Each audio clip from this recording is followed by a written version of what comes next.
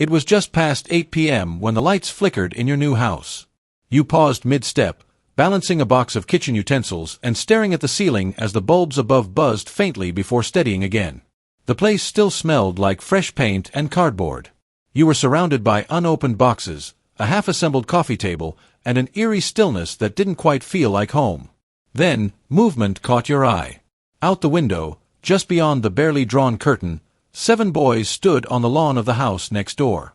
They were illuminated by soft, golden light from a tangle of string lights wound around a massive oak tree in their yard. They laughed and talked like a scene from a music video, effortlessly perfect, synchronized in their movements, like they were part of something rehearsed and timeless.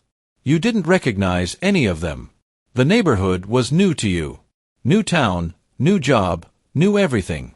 But their house, it looked older. Not in a rundown way, more like it had roots.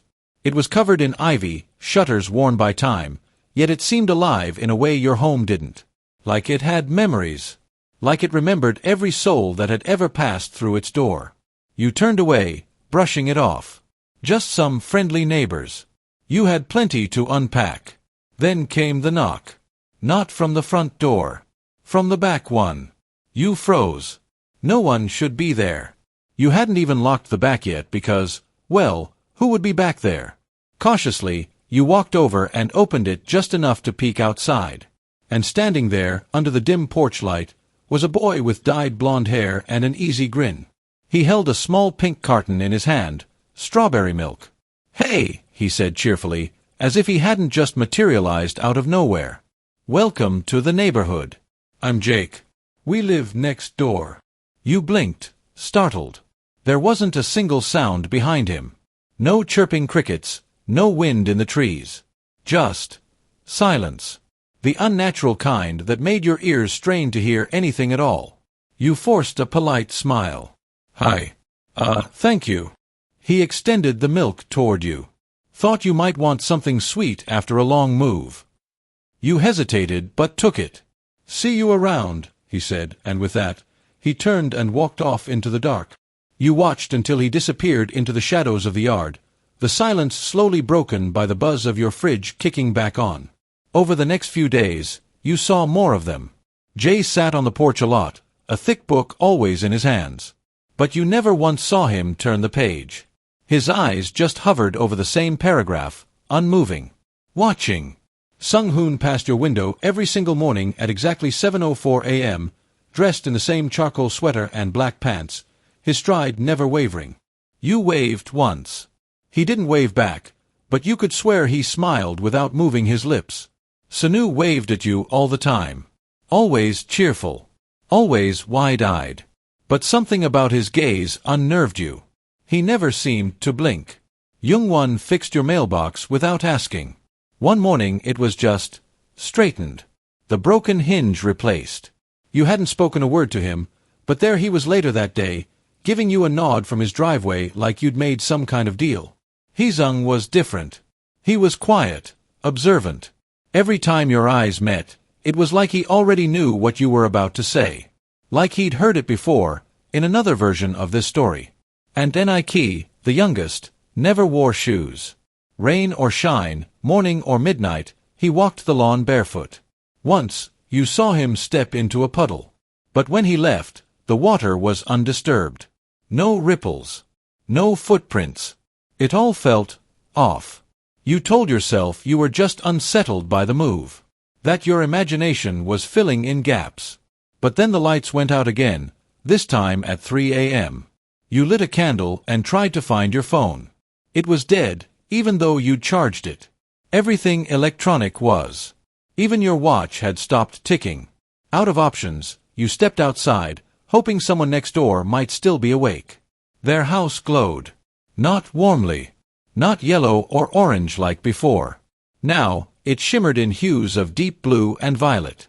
The lights pulsed slowly, like veins under skin. A low, haunting melody drifted through the air, soft but unshakable, like it came from beneath the earth. Like something was singing in a language you weren't meant to understand.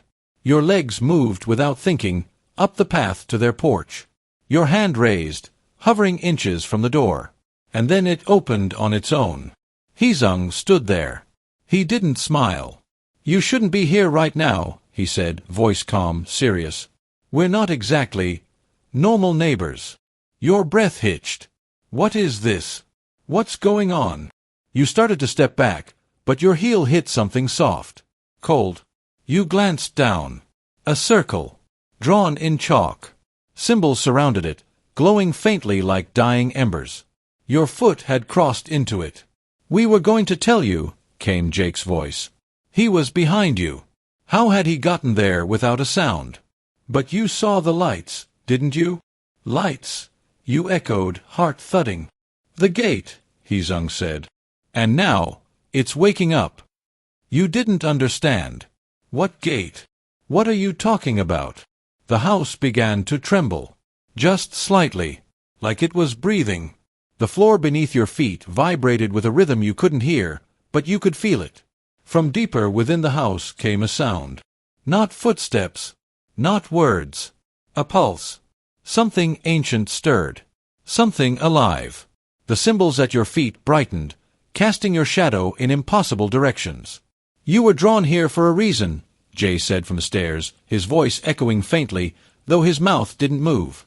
This house, Youngwon added, is one of the last anchors. You turned in a slow circle. The living room had transformed. The furniture was gone, replaced by relics, old books, orbs filled with flickering stardust, and glass jars housing moving shadows. The walls bled with glowing script in an unreadable language. What is this? You demanded. What are you all? We're keepers, Jake answered. Guardians of the gate. The gate to what? You asked, your voice rising. Hizung looked at you then, eyes impossibly old. To everything that shouldn't cross into this world. There was a long pause. Sung-hoon stepped forward, finally changing expression. But the gate is weakening. It's choosing a new warden. You blinked. Me. It called you, ENHYPEN whispered. That's why your power dies. Why your clocks stop. The gate marks its own. You shook your head. No. No, I didn't ask for this. I didn't. You don't get to choose, Sanu said softly, finally blinking. The pulse deepened. The house shook. The symbols flared white, then blue, then black. And before you could say another word, the door slammed shut behind you.